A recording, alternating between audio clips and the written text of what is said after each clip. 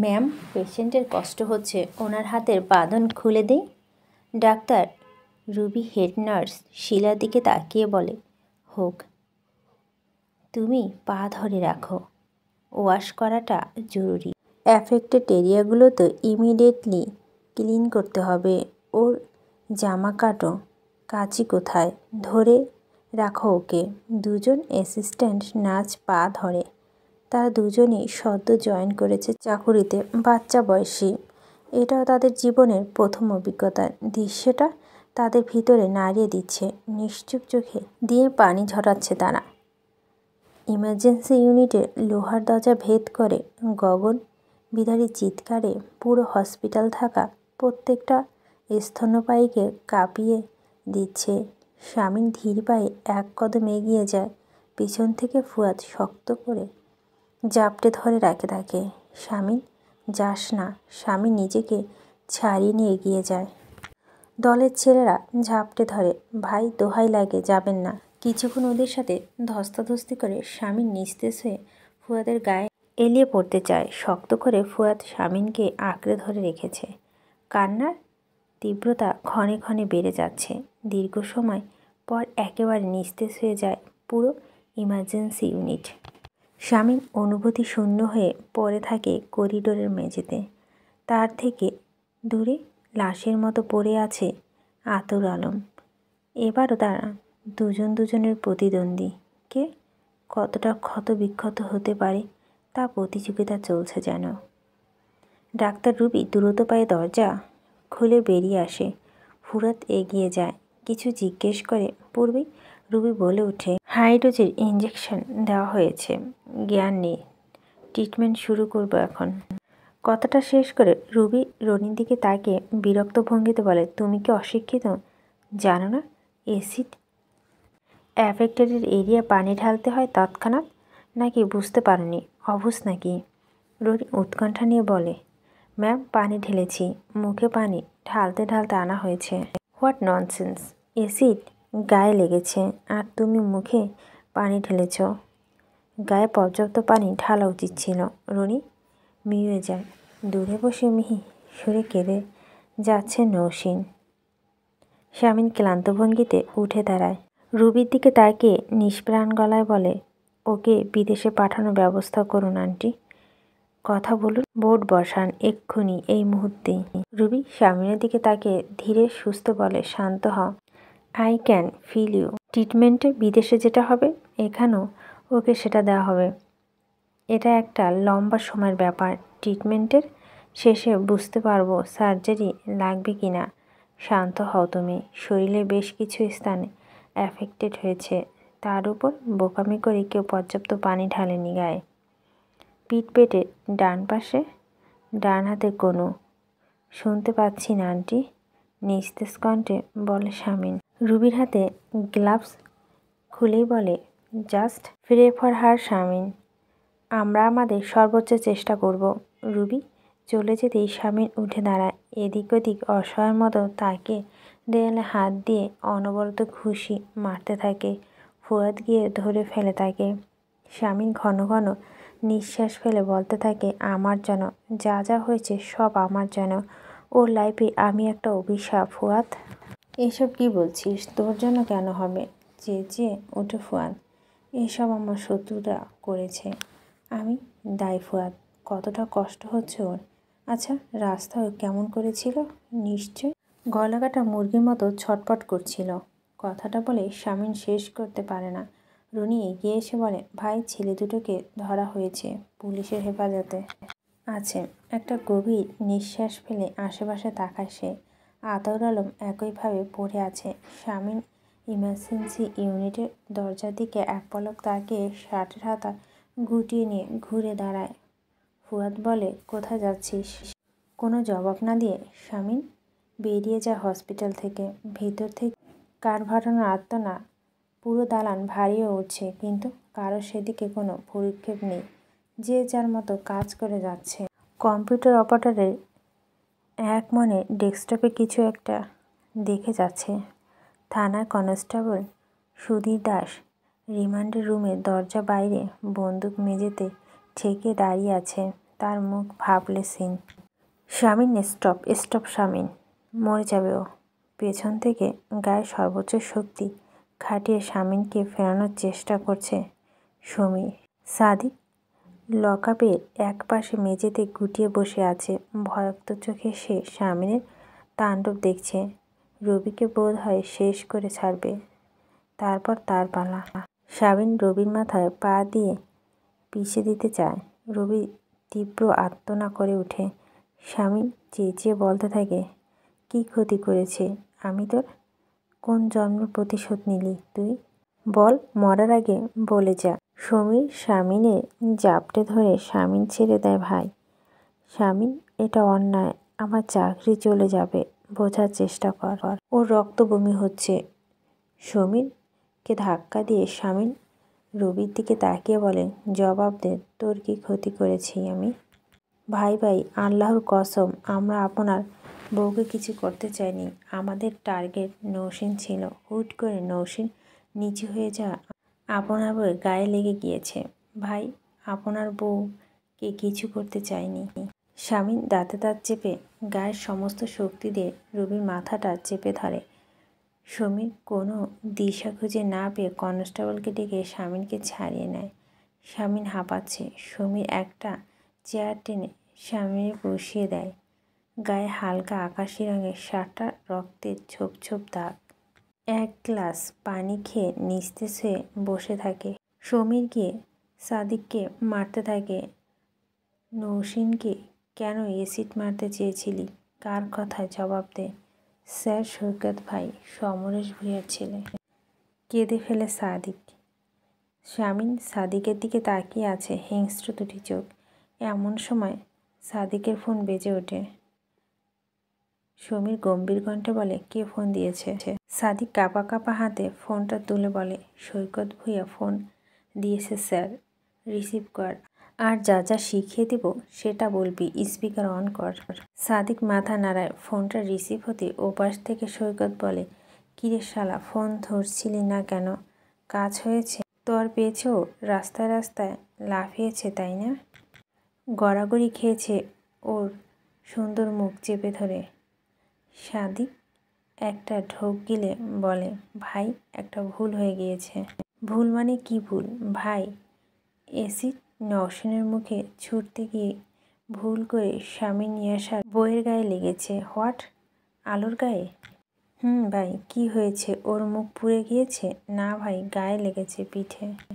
ওপাশ থেকে সৈকতের পৈশাচিক হাসি আওয়াজ শোনা যাচ্ছে। কিছুক্ষণ হেসে নিয়ে বলে, মাত্র এত কম শাস্তি? এটা কিভাবে মানা যায়? এসিড না, ওদের তো রেপ করতে চেয়েছিলাম আমি। Gang rape. ওর মতো মেয়ের সাথে ওটা করা উচিত। ওর তেজ ওভাবে ভাঙা উচিত। ওর জুতার ময়লা দিয়েছিল আমাকে, আমি ওর শরীরে কলঙ্ক মাখিয়ে দিলাম। স্বামী নিয়ে আসার হাত কামড়াতো।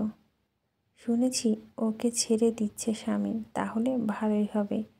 আমরা আমাদের কাজ নির্বিঘ্নে করতে পারবো। আচ্ছা, তোরা চলে আয় আমাদের ক্লাব ঘরে, নতুন দুটো বোতল আনিয়েছি, একেবারে আসলটা।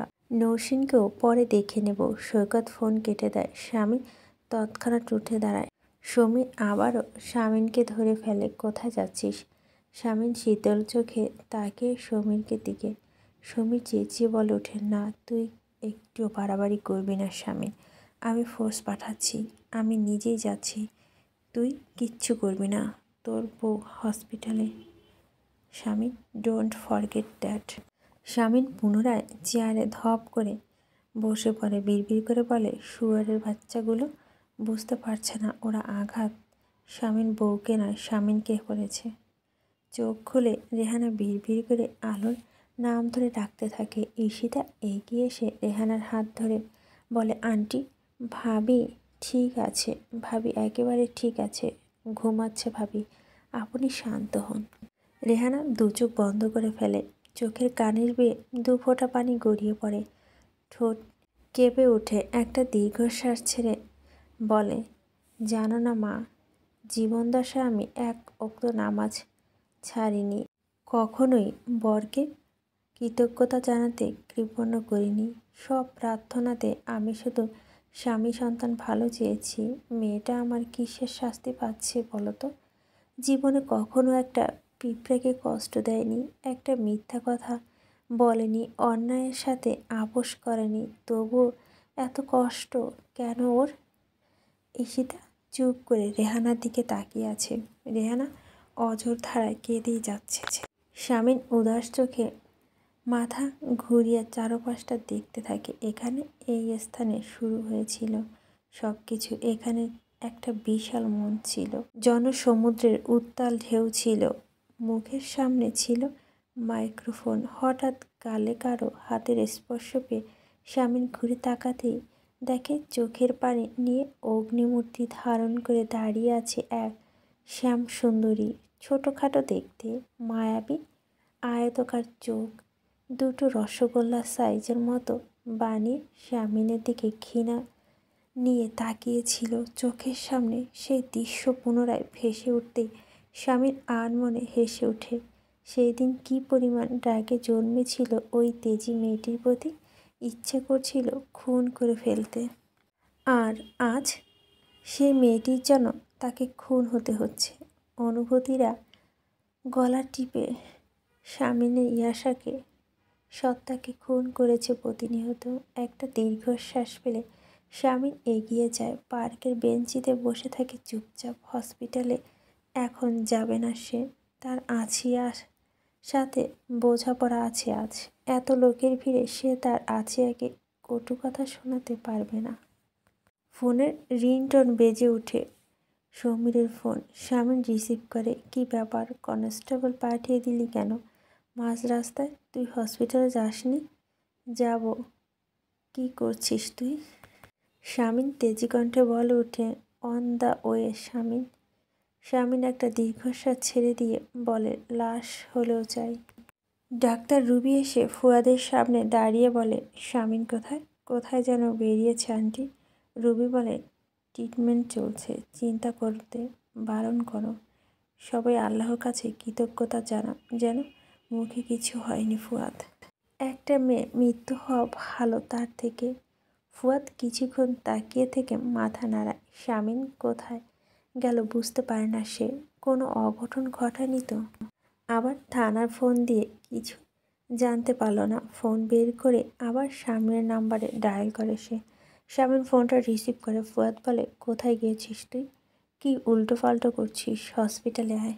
রাতে আসবো। তুই কোথায় স্বামীন? আন্ডার কনস্ট্রাকশনটা ওয়ার্ডটা নিচে। ওখানে কি করছিস? ফুয়াদ অবাক হয়ে জানতে চায়। স্বামীন ঠান্ডা গলায় বলে, স্মৃতি নাড়াচাড়া। মানে কিছু না। আমার শাশুড়ির জ্ঞান ফিরেছে। অদ্ভুত ফ্যামিলিতে জুড়ে গিয়েছি ভাই। একটা লোকেও স্বাভাবিক না, কথায় কথায় জ্ঞান হারায়, কথায় কথায় স্ট্রোক করে। আর আমার বই কথা কি বলবো, সে তো কাঁধে অল টাইম ঝামেলা নিয়েই ঘোরে। ফুয়াদ চুপ করে থাকে। স্বামীন বলে, ওনাদের বাড়িতে পাঠিয়ে দে, বলে দে ফর্ম নাও। আলো is her husbands responsibility. Phone কেটে স্বামী চুপ করে বসে থাকে। সে এখন যে স্থানে আছে, এখানে একদিন ভয় দেখিয়ে আলোকে ডেকে এনে নিজের পা ধরিয়েছিল স্বামীন। রাগে রাগ মানুষকে নিয়ে কতটা নিচু কাজ করিয়ে নেয়। চুপচাপ কিছুক্ষণ বসে থেকে ক্লান্ত ভঙ্গিতে উঠে দাঁড়ায় সে।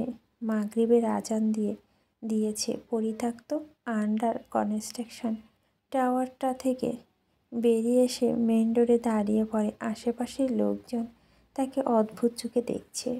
মেয়র শাইম ইয়াশা মির্জা এমন আলুতালু বেশে এখানে কি করছে? এখানে তার কাজ কি?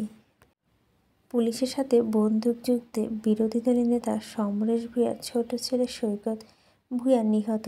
আজ বিকাল 5টা নাগাদ পুলিশের এক স্পেশাল টিম তার ক্লাবে খোঁজ চালিয়ে বিপুল পরিমাণ মাদকদ্রব্য এবং অস্ত্র উদ্ধার করে। পুলিশ থেকে বাঁচতে সে পুলিশের দিকে গুলি ছোড়ে এবং পুলিশ আত্মরক্ষা পাল্টা গুলি ছুড়ে সে মারা যায়। তার লাশ পোস্টমর্টমের জন্য সদর হাসপাতালে নিয়ে যাওয়া হয়েছে। জানা গিয়েছে সে আজকে মহিলা কলেজের রোডে অ্যাসিড কাণ্ডে মূল হোতা। ছেলে আশমিত মৃত্যু শোক না সইতে পেরে হৃদরোগে আক্রান্ত হয় সাবেক মেয়র সমরেশ ভূঁইয়াকে গ্রিন লাইফ মেডিকেল কেয়ার হসপিটালে ভর্তি করা হয়েছে। এখনও তার বড় ছেলে সাগর ভূঁইয়াকে এ ব্যাপারে মুখ খোলেনি। হসপিটালে ওয়েটিং রুম হাত বেঁধে টিভি স্ক্রিন দিকে তাকিয়ে আছে শামীম। তার মুখ ভাবলেশহীন। সৈকতের মৃত্যুর খবর লোকজনের মধ্যে গুঞ্জন শুরু হয়ে গিয়েছে। কোনো না কোনো কারণে সবাই খুশি হয়েছে খবরটায়। কম ত্রাস সৃষ্টি তো করেনি।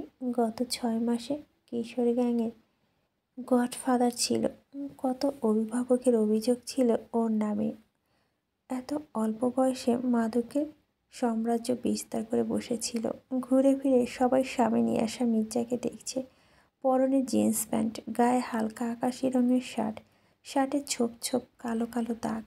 বলিষ্ঠ দেহে শার্টটা আঁটসাঁট হয়ে আছে। পুরো বিধ্বস্ত লাগছে শামীমকে। সব আগন্তুকরা শামীমের দিকে ঘুরে ফিরে তাকাচ্ছে। মেয়র সাহেবের এই অবস্থা কেন সেটা জিজ্ঞেস করার সাহস নেই তাদের। ভাইয়া, ঈশিতার ডাকে শামীম ঘুরে দাঁড়ায়। যাসনি তোরা? ইলহাম, ঋতু কোথায়? ভিকটিম হচ্ছে ভাবি, ওয়াশরুমে নিয়ে গেছে মেজো ভাই। তোরা চলে যা, আমি থাকবো এখানে। ইসমাম বেশ কয়েকবার ফোন দিয়েছে ভাইয়া, ওকে বলবো? না, শুধু শুধু টেনশন করবে, এমনিতেই মন খারাপ করে থাকে সারাদিন। ঈশিতা একটা প্যাকেট শামীমের দিকে এগিয়ে দিতে দিতে বলে, শার্টটা পাল্টে নাও, তোমাকে বিশ্রী লাগছে।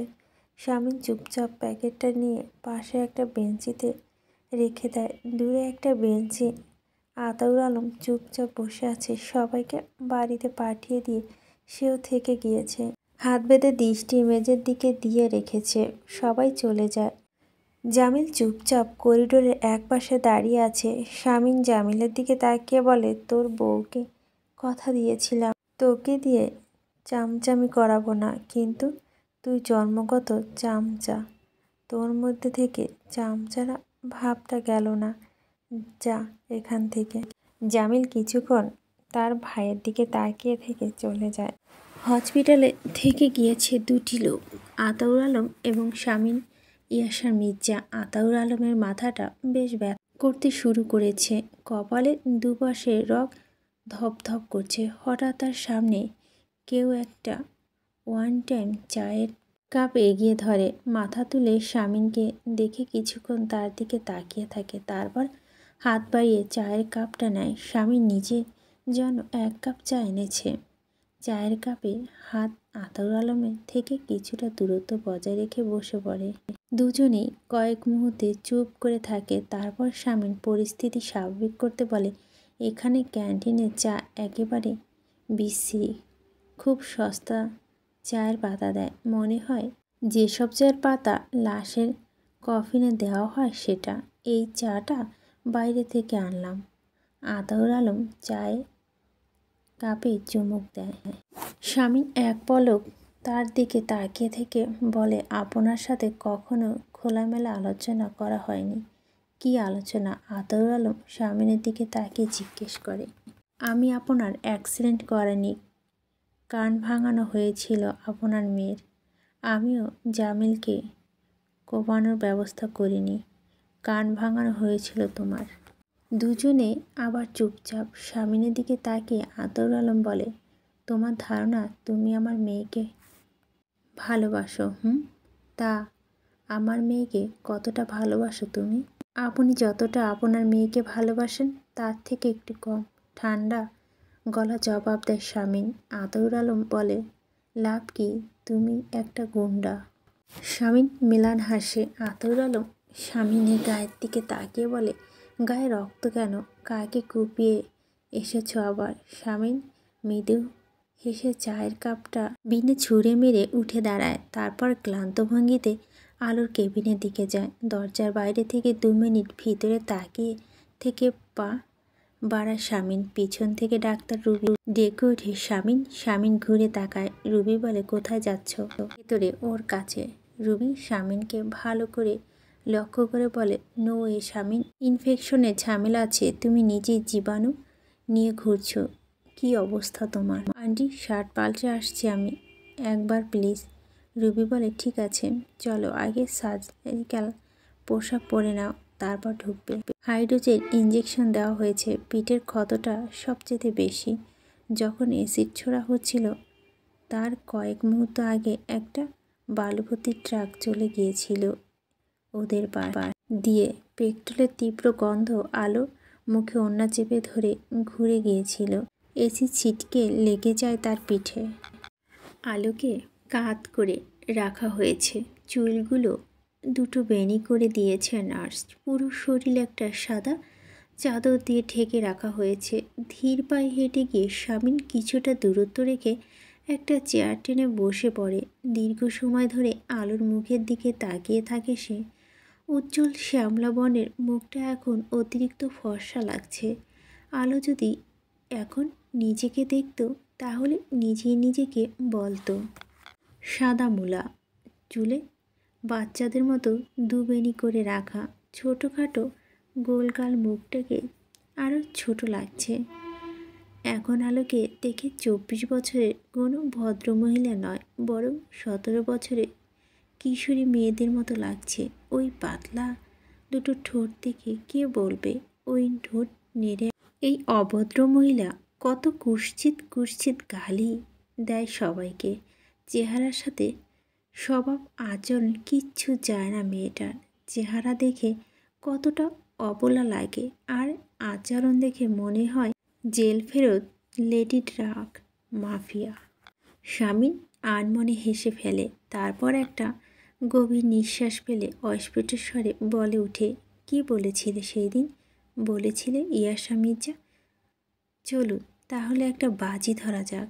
যদি ইলেকশনে আমরা জিতি তাহলে আমি যা বলবো তাই আপনি শুনবেন, আর যদি আপনি জেতেন তাহলে আপনি যা বলবেন আমি সেটা শুনব।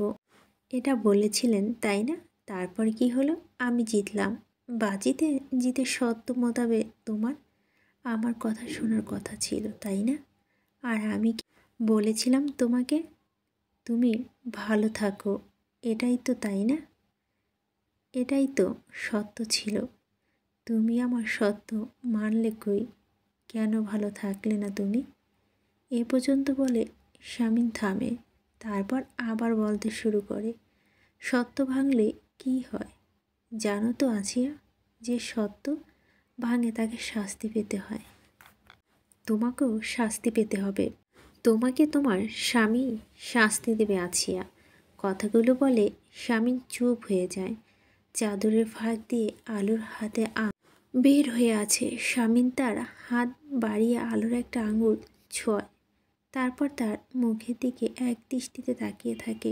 কেবিনের দরজা বাইরে থেকে স্বামীর দিকে আতাউর আলম তাকিয়ে আছে। তিনি ওই ছেলেটার ব্যাকুলতা তাকে বিচার করতে পারছে না। তিনি শুধু দেখছে তার মেয়ে যেন কেউ উৎকণ্ঠা নিয়ে বসে আছে তার মতোই, তার সাথে প্রতিযোগিতা করে এগিয়ে থাকতে চাইছে। প্রতিযোগিতার ফলাফল কি হবে? কে এগিয়ে থাকবে? কে? আঙুলের ওপর থেকে হাত সরিয়ে আলোর মাথায় হাতটা আলতো করে বুলিয়ে দিয়ে বলে, খুব তাড়াতাড়ি সুস্থ হও তুমি। তোমার শাস্তির জন্য প্রস্তুত হও। আমি অপেক্ষায় আছি আছিয়া। আলো, তুমি কি শুনতে পাচ্ছ? আলো, আলো। কানের কাছে কথাগুলো প্রতিধ্বনিত হচ্ছে বারবার।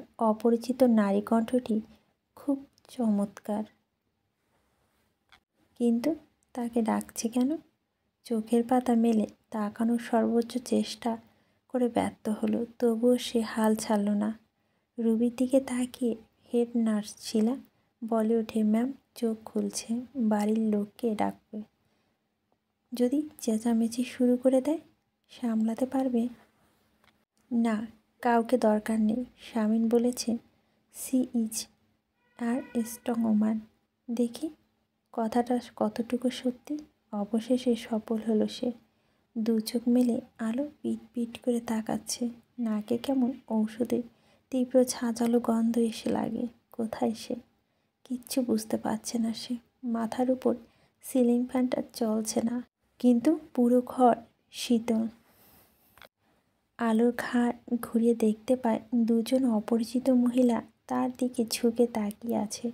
দুজনে এমন সবুজ রঙের একটা পোশাক পরা কেন? আলো কাত হয়েছিল, চেষ্টা করছিল চিৎ হওয়ার। তখনই যন্ত্রণা তীব্র আর্তনাদ করে উঠল। দরজার এপাশে দাঁড়িয়ে শামীম সাথে সাথে হাত মুষ্টিবদ্ধ করে ফেলে আলোর আর্তনাদ শুনে। রিল্যাক্স আলো, relax, it's a minor injury, just relax. Ruby আরও ঝুঁকে যায় আলোর দিকে। আলো চাদর খামচে ধরে, যন্ত্রণায় পুরো মুখ নীল রঙের হয়ে আছে। দু চোখ বন্ধ করার সাথে সাথে চোখ বেয়ে পানি গড়িয়ে পড়ে, নাকের ডগায় লাল হয়ে গিয়েছে। রুবি শিলাকে বলে, ইঞ্জেকশনটা দিয়ে দাও, ওয়াশ করতে হবে। শিলা মাথা নাড়ায়। আলো বড় বড় নিঃশ্বাস নিচ্ছে। দৃশ্যগুলো তার চোখের সামনে ভেসে উঠছে। তার গায়ে কিছু একটা পড়ছিল। মুহূর্তে শরীরটা যন্ত্রণায় পুড়ে যেতে শুরু করলো। সে উন্মাদের মতো লাফাচ্ছিল, রাস্তায় গড়াগড়ি খাচ্ছিল। এরপর আর কিচ্ছু মনে আসছে না। তারপর হঠাৎ করে মনে আসে কেউ বলেছিল, ওর জামা কাটো, ওর পা ধরে রাখো। হুট করে আলো চোখ মেলে, চোখ দুটো বড় বড় করে ফেলে। শরীরটা যেন শিরশির করে উঠল। রুবি আলোর কাছে এগিয়ে যায়, মাথায় হাত বুলিয়ে দিয়ে বলে, আমি ডাক্তার রুবি, তুমি আমাকে আন্টি বলো। আলো ফ্যাল ফ্যাল করে তাকিয়ে আছে। রুবি বলতে থাকে, তোমার শরীরে ব্যথা কমে গিয়েছে। এই ইঞ্জেকশনটা ইউএস থেকে অর্ডার করে আনা হয়েছে। একটু ব্যথা করবে না, দেখো, অনেক আরাম পাবে তুমি। আলো কাঁপা কাঁপা গলায় বলে, আমাকে কি ওটা এসিড ছোড়া হয়েছিল? হ্যাঁ আলো। রুবি ঠান্ডা গলায় বলে। মুহূর্তে আলো আর্তনা করে ওঠে, না, আমার মুখ, আমার মুখ। রুবি আলোর মাথায় হাত বুলিয়ে দিতে দিতে বলে, কিছু হয়নি তোমার মুখে আলো, জাস্ট রিল্যাক্স। আলো উন্মাদের মতো হয়ে ওঠে। ব্যথা তোর শরীরে ছটফট করতে পারছে না সে। বা হাতে দিয়ে পুরো মুখ হাতিয়ে যাচ্ছে। উন্মাদের মতো কেঁদে কেঁদে বলতে থাকে, আমার মুখ, আমার মুখ, আমার মুখ। কিচ্ছু হয়নি আলো, আয়নায় দেখো তুমি। বোকা মেয়ে তুমি, কিচ্ছু হয়নি। নার্স শিলা দৌড়ে গিয়ে একটা ছোট আয়না তুলে আলোর মুখের সামনে ধরে। রুবি বলে, দেখো আলো, একটু তাকাও, শান্ত হও, শান্ত হও তুমি। আলো শান্ত হতে পারে না। বাঁ হাত দিয়ে মুখ ঢেকে তরপাতে থাকে। রুবি জোর করে আলোর হাত সরিয়ে দিয়ে বলে, দেখো, দেখো বলছি, দেখো তুমি। কিছুটা ধাতস্থ হয়ে পিট পিট করে চোখ মেলে আলো আয়না নিজের মুখটা দেখে। রুবি মাথায় হাত বোলাতে বোলাতে বলে, দেখলে তুমি, দেখলে? ফ্যাল ফ্যাল করে আয়নার দিকে তাকিয়ে আলো বড় বড় নিঃশ্বাস নিচ্ছে। রুবি আয়নাটা সরিয়ে বলে, তুমি কার মতো দেখতে জানো? পুরো অমৃতা রয়ের মতো দেখতে, ভারী মিষ্টি, কিন্তু তোমার কণ্ঠটা বড্ড ফ্যাস ফ্যাসে আলো। এত বিকট চিৎকার দিও না, আমার কান ফেটে যাচ্ছে। আলো কিছুক্ষণ চুপ করে থেকে ফুঁপিয়ে কেঁদে ওঠে। তার পুরো শরীর কাঁপছে। রুবি আলোর গায়ে চাদর সরিয়ে দিয়ে বলে, পেটের ডান হাতে কোনো পিঠে একটুখানি লেগেছে তোমার, এগুলো পুরোপুরি সেরে যাবে।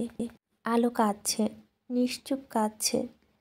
রুবি ক্ষতওয়াশ করতে করতে বলে, আমরা বেশি দিন এই প্রাণোচ্ছল পাখিটাকে আটকে রাখবো না।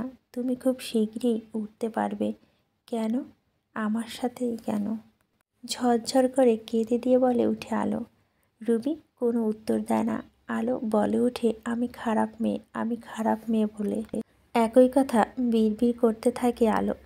রুবি একটা দীর্ঘশ্বাস ছেড়ে শিলাকে বলে, ঘুমের ইঞ্জেকশনটা দিয়ে দাও। স্বামী চুপ করে দরজার বাইরে দাঁড়িয়েছিল। দূরে রেহানা মিহি সুরে কাঁদছে। তাকে ঘিরে দাঁড়িয়ে আছে হিয়া, নৌসিন, শ্রাবণী, আজান, আয়াত মাথা নিচু করে দাঁড়িয়ে আছে তাদের পাশে। দরজা খোলার শব্দ হতেই স্বামী সেদিকে তাকায়। রুবি বেরিয়ে আসে। স্বামীনকে দেখে বলে, যাবে তুমি? দেখবে? স্বামীন মাথা নাড়ায়, তারপর বলে, আমার শাশুড়ি যাবে। উনি তো নিজেই ভেঙে পড়ছেন, উনি কি করবেন গিয়ে? স্বামীন চুপ করে থাকে। তার ভয়, আলো যদি এই অবস্থায় তাকে দেখে উত্তেজিত হয়ে পড়ে, যদি রেগে যায়, তাহলে তো আলোর ক্ষতি। রুবি মৃদুস্বরে বলে, ঘুমিয়ে পড়বে এক্ষুনি, দেখে আসতে পারো, এরপর ট্রিটমেন্ট চলবে। তখন যেতে দেব না কাউকে। শামিন কিছুক্ষণ উসখুস করে ভিতরে ঢোকে। আলোকে ওদিকে ফিরে শুয়ে রাখা হয়েছে। পা টিপে টিপে শামিন আলোর কাছে যায়। ঘুম ঘুম চোখে আলো বিড়বিড় করতে থাকে, আমি খারাপ মেয়ে, আমার সাথে এটা হওয়ার ছিল, আমি খারাপ মেয়ে, আমি খারাপ মেয়ে। শামিন থমকে যায়, আর এগোনোর সাহস নেই তার। একাই কথা। আলো বিড়বিড় করতে করতে অবচেতন হয়ে যায় কিছু সময়ের পর। শামিন পাথরের মতো দাঁড়িয়ে থাকে কিছুক্ষণ, তারপর বলে, উঠে, তুমি খারাপ মেয়ে নও, তুমি আমার দেখা সবচাইতে শুদ্ধতম মেয়ে আলো, সব থেকে বিশুদ্ধতম মেয়ে। শেভ করেছি না কেন? ফুয়াদ এক পলক শামিনের দিকে তাকিয়ে নিচু গলায় বলে। শামিন ড্রাইভ করতে করতে বলে, সময় হয়ে ওঠে না, আজ করব। দাড়ি রাখলে রেখে দিতে পারিস, তোকে অনেক হ্যান্ডসাম লাগবে। পলিটিশিয়ানদের সাথে দাড়ি মানায়। শামিন চুপ করে থাকে। হসপিটাল রোডে মোড় ঘুরে শামিন গেটের ভিতর ঢুকে প্যাকিং লরিতে গাড়িটা পার করে রাখে। তারপর গাড়ি থেকে নেমে হসপিটালের ভিতর ঢোকে। আজ 15 দিন হয়ে গিয়েছে ট্রিটমেন্টের শেষ হয়েছে। আলোকে আজ রিলিজ করে দেওয়া হবে। ক্ষত প্রায় শুকিয়ে গিয়েছে। আলো কেবিনের বাইরে করিডোরে সবাই দাঁড়িয়ে আছে। শামিন দ্রুত পায়ে হেঁটে গিয়ে দাঁড়িয়ে পড়ে। আজান মাথা তুলে তাকিয়ে বলে, আম্মু গিয়েছে ভিতরে, আব্বু কথা বলছে। মাথা ঘুরিয়ে শামিনের আলো কেবিনের দরজা থেকে কিছুক্ষণ তাকিয়ে থাকে, তারপর হেঁটে ডাক্তার রুবির কেবিনে যায়। মেয়েদের মতো গলাবাজি করা ঠিক হয় না আম্মু, বেশি গলাবাজি করা পরিণতি দেখলি? আলো নিস্তেজ কণ্ঠে বলো। রেহানা মেয়ের হাত ধরে চুমু খেয়ে কাঁদতে কাঁদতে বলে, একদম না আম্মু, একদমই না, এমন কথা বলবি না। আলো কোনো কথা বাড়ায় না, মাথা ঘুরিয়ে জানালার বাইরে তাকিয়ে থাকে। তার ক্যাবিনের জানালার বাইরে একটা চমৎকার জারুল গাছ আছে, তার ডালে কিছু পাখি বসে আছে। সে এক দৃষ্টি পাখিগুলোর দিকে তাকিয়ে আছে। শরীর যে সব জায়গায় লেগেছে, সার্জারি করাটা অনেকটা সহজ। মুখে হলে আমার রিস্ক নিতে চাইতো না। এখন তোমার সিদ্ধান্ত, আলোর সিদ্ধান্ত, বাকিটা। শামিন রুবির দিকে তাকিয়ে আছে। রুবি বলতে থাকে, আজ নিয়ে যেতে পারো। আর যেটা ইম্পর্ট্যান্ট নোট দিতে চাই সেটা হলো ওনার মানসিক স্বাস্থ্যের দিকে খেয়াল রাখবে। আই থিঙ্ক তুমি বুঝেছ। শামিন মাথা নাড়ায়। রুবি বলতে থাকে, একটার পর একটা দুর্ঘটনার মধ্যে দিয়ে গিয়েছে, তাই ওর মনে হচ্ছে সব কিছু যেহেতু ওর সাথেই হচ্ছে, তাহলে নিশ্চয় ওর দোষ, ও আসল অপরাধী। এটা থেকে ভবিষ্যতে ভয়াবহ মানসিক সমস্যা দেখা দিতে পারে। ওকে খুব দ্রুত কোনো সাইকিয়াট্রিস্টের কাছে নিয়ে যাও। ডাক্তার ফজল রাব্বি বেস্ট এই ব্যাপারে। শামিন উদাস চোখে তাকিয়ে থাকে। রুবি বলতে থাকে, হুট হাট অদ্ভুত অদ্ভুত আচরণ করলে ভয় পেও না। কি বলতো, মেয়েরা নিজের শরীর ত্বক ব্যাপারে খুব সেনসিটিভ। ওর কাছে মনে হতে পারে ও এখনও কুৎসিত হয়ে গিয়েছে অনেকটা, ওর সৌন্দর্য কমে গিয়েছে, তাই ডিপ্রেশনে হুটহাট কান্নাকাটি করতে পারে, রাগ দেখাতে পারে। রুবি শামিনের দিকে এক গ্লাস পানি এগিয়ে দিয়ে বলে, খেয়ে নাও। শামিন পানিটা খায়। রুবি বলতে থাকে, কি অবস্থা করছো নিজের? ম্লান হেসে হাতের গ্লাসটা টেবিলের ওপর রেখে শামিন উঠে দাঁড়ায়। তারপর সোজা হেঁটে আলোর কেবিনের দরজার সামনে গিয়ে দাঁড়িয়ে পড়ে। কিছুক্ষণ কেবিনের বাইরে জড়তা নিয়ে দাঁড়িয়ে থেকে দরজা ঠেলে পর্দা সরিয়ে ভিতরে ঢোকে। কারো অস্বস্তি টের পেয়ে আলো মাথা ঘুরিয়ে তাকিয়ে দেখে শামিন তার দিকে ধীর পায়ে এগিয়ে যাচ্ছে। আলো বেডে আধশোয়া হয়েছিল।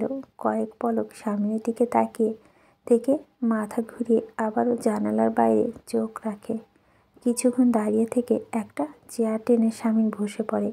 তারপর আলোর দৃষ্টি আকর্ষণের চেষ্টা করতে গলা খাকারি দেয়। আলো তাকায় না, ওদিকে মুখ ঘুরিয়ে রেখে নিস্তেজ কণ্ঠে বলে, সবসময় অন্যের ভুল মাসুল কেন আমাকে গুনতে হবে বলতে পারেন? শামিন আলোর দিকে কয়েক মুহূর্তে তাকিয়ে থেকে বলে, চা খাবে? হসপিটালের বাইরে একটা ছোট্ট চায়ের দোকান আছে, ওদি চা চমৎকার, আমি ফ্যান হয়ে গিয়েছি। এখানে এসে রোজ খাই। আলো মৃদু স্বরে বলে ওঠে। কেন আসেন? স্বামী একটা হাই তুলে বলে, চা খেতে। আলো কিছুক্ষণ চুপ করে থাকে, তারপর বলে, ডিভোর্সের নোটিশ পাঠিয়ে কথা ছিল সেই দিন পাঠিয়েছিলেন? স্বামী মাথা নাড়ায়। আলো কাঁপা কাঁপা গলায় বলে, কেন? কেউ আটকে দিয়েছিল? কে? কলম। কলমের কালি শেষ হয়ে গিয়েছিল। আর কোনো কলম নেই পৃথিবীতে? আছে, কিন্তু কোনো কলমের ক্ষমতা নেই। আলো একটা দীর্ঘশ্বাস ছেড়ে বলে, আপনার প্রতি আমার রাগ নেই, যত রাগ সব নিজের প্রতি। আপনি চলে যান। স্বামী নাটকীয় ভঙ্গিতে বলে, আর আমার হিসেব? আলো ঘুরে তাকায়, অবাক হয়ে বলে, কিসের হিসেব? মুহূর্তেই স্বামীর চোখ মুখ কুঁচকে বলে ওঠে, সত্য মাননি, শাস্তি পেতে হবে তোমাকে। সত্য? শাস্তি? কি বলছেন আপনি? বাজিতে কি সত্য ছিল? আলো আমতা আমতা করে বলে, আমরা জিতলে আপনি আমার কথা শুনবেন, আর আপনি জিতলে আমি আপনার কথা শুনব। কে জিতেছে? আপনি? হ্যাঁ, আমি জিতেছি। আর সত্য অনুযায়ী তোমাকে ভালো থাকা বলা হয়েছিল। ভালো থেকেছো তুমি? আলো চুপ করে থাকে। স্বামীর গম্ভীর কণ্ঠে বলে, সত্য ভেঙেছ তুমি, শাস্তি পেতে হবে তোমায়। আলো শামীমের মুখের দিকে তাকিয়ে থাকে। স্বামীন বলতে থাকে, আর তোমার শাস্তি হচ্ছে তুমি বাধ্য মেয়ের মতো তোমার স্বামীর ঘরে ফিরবে। আলো বলে উঠে, অসম্ভব, অসম্ভব বাজি। সত্য? এইসব ভুলে যান, আমি কোথাও যাব না। স্বামী এক দৃষ্টিতে তাকিয়ে থেকে আলোর দিকে। আলোর চোখ বেয়ে পানি গড়িয়ে পড়ে। অস্ফুট স্বরে বলে, প্রত্যেকটা পুরুষের কাম্য তার স্ত্রীর নিখুঁত একটা শরীর। আমি কোনো পুরুষকে গ্রহণ করার পরিস্থিতিতে নেই। আপনার দয়া দেখানোর কোনো প্রয়োজন নেই। আমি কারোর চোখে আমার জন্য দয়া দেখতে চাই না। আমাকে আমার মতো ছেড়ে দিন। স্বামী এক দৃষ্টিতে তাকিয়ে থেকে আলোর দিকে। আলোর চোখের পানি মুছে নিয়ে বলে, কি হলো? বলছি তো চলে যান। যাব, তবে আমার স্ত্রীর সাথে নিয়ে।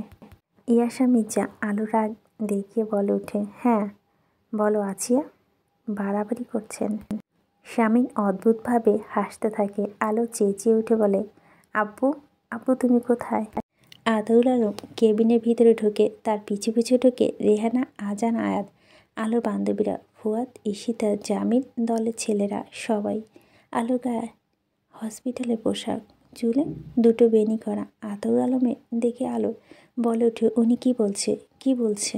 আতর আলম গা ছাড়া ভঙ্গিতে বলে। আলো চেঁচিয়ে বলে, আমাকে নিয়ে যেতে চাইছে। হ্যাঁ তো। নিচু স্বরে বলে আতর আলম। আলো অবাক হয়ে বলে, হ্যাঁ তো মানে? আতর আলম অবাক আলোকে হতভম্ব করে দিয়ে বলে, তোমার স্বামী তোমাকে নিয়ে যাবে, আমাকে বলছো কেন আম্মু? আমি কে তোমাদের মধ্যে কথা বলার? আলো ঘুরে ঘুরে কেবিনের মধ্যে থাকা প্রত্যেকটার মুখ দিকে তাকিয়ে বলে ওঠে, ও সবাই একজোট হয়েছ? সবাই চুপ করে থাকে। আলো বলে, আমি যাব না, আমি কোথাও যাব না, চাই না কারো দয়া, জাস্ট লিভ মি অ্যালোন। আমি ক্লান্ত। স্বামীর মুখে চকান্ত শব্দ করে গম্ভীর কণ্ঠে বলে ওঠে, আমি এখন আমার বউকে আমার সাথে আমার বাড়িতে, তার স্বামীর বাড়িতে নিয়ে যাচ্ছি। এখানে যদি কারো আপত্তি থাকে তাহলে সে 3 সেকেন্ডের মধ্যে আমার সামনে আসুন। 3 সেকেন্ড অতিবাহিত হয়। স্বামীর আলোর দিকে তাকিয়ে স্নিগ্ধ একটি হাসি দেয়। তারপর বলে, দেখলে কারো আপত্তি নেই। তারপরে শার্টের হাতটা ফোল্ড করতে থাকে সে। আলো বলে উঠে, কি করতে চাইছেন আপনি? স্বামীন ফুয়াদের দিকে গাড়ির চাবি দিয়ে বলে, স্টার্ট করে গিয়ে। ফুয়াদ হেসে বলে, জো হুকুম মেরে আহা। আলো বলতে থাকে, কি করতে চাইছেন আপনি? ইতিহাস পুনরাবৃত্ত, গম্ভীর কণ্ঠে বলে উঠে স্বামীন, মানে? মানে তোমার মতো তেরা মেয়েদের সাথে যেটা করা উচিত সেটা না করলেই নয়। স্বামীন আলোর দিকে এগিয়ে যায়। আলো কিছু বুঝে ওঠার আগেই সবার সামনে তাকে 5 কোলে করে তুলে নিয়ে স্বামীন। আলো বাধা দিতে চেয়েও পারছে না, সেই শক্তি তার গায়ে অবশিষ্ট নেই। স্বামীন এগিয়ে যায়। পিছনে না ফিরে রাহাত আর জামিলের উদ্দেশ্য করে বলে, হসপিটালের সবাইকে পেট ভরিয়ে মিষ্টি খাইয়ে বাসায় আসবি। সবাইকে বলে দিবি আজ স্বামী ইয়াশা মির্জা বিয়ে, পাত্রী তার স্ত্রী। ঈশিতা, রেহানা আর আতর আলমের থেকে বিদায় নিয়ে ভাইয়ের পিছু পিছু যায়। আগন্তুকেরা সবাই অবাক চোখে শামীমকে দেখছে। মেয়র তার স্ত্রীকে কোলে নিয়ে হাঁটাহাঁটি করছে কেন? ভিড় জমে গিয়েছে করিডোরে। আলো নিশ্চুপ চোখে পানি ফেলে শামীমের বুকে কিল খুশি মারতে থাকে। দোতলা থেকে সিঁড়ি বেয়ে নেমে স্বামী হসপিটাল থেকে বের হয়। ফুয়াদ গাড়ির সামনে দাঁড়িয়ে আছে। শামীম এসে দাঁড়িয়ে ফুয়াদকে বলে, নেতা হিসেবে আমাকে সবসময় তুই 0 দিস, স্বামী হিসেবে কত দিতে চাস? 10-এ 8। কেন? আর 2 মার্কস কাটা কেন? মাত্র একতলা সিঁড়ি বেয়ে নেমেছিস আর এত হাঁপিয়ে গিয়েছিস। শামীম ম্লান হেসে বলে, হাঁপাবো না, 1050 কেজি বয়ে নিয়ে এসেছি। 1050 কেজি মানে? ফুয়াদ অবাক হয়ে জানতে চায়। শামীম হেসে বলে, 50 কেজি ওর শরীরে আর 1000 কেজি আত্মসম্মানের ওজন। তুই বকবক না করে গাড়িতে দরজা খোল, নয়তো এটাকে এখানে ফেলে দিব। ও ভুলে বলেছি, ওজন মানে হচ্ছে 70 কেজি কাছাকাছি। হাই ডোজের ওষুধ খেয়ে 20 কেজি বাড়িয়েছে। হাত ব্যথা হয়ে গেল। এখন বাজে হচ্ছে 3:45। তো গভীর রাত। আপনারা আমার কণ্ঠটা শুনে বুঝতে পারছেন কণ্ঠটা বসে গেছে। তো কি করব, আমার মতো যারা এত গল্প পাগল আছেন তারাও হয়তো বা রাত জেগে গল্প পড়েন, শোনেন। আমার কাছে ভীষণ ভালো লাগে, তাই গল্পগুলো আপনাদের সাথে শেয়ার করি। গল্পের অংশটি ভালো লাগলে অবশ্যই লাইক, শেয়ার, কমেন্ট করবেন।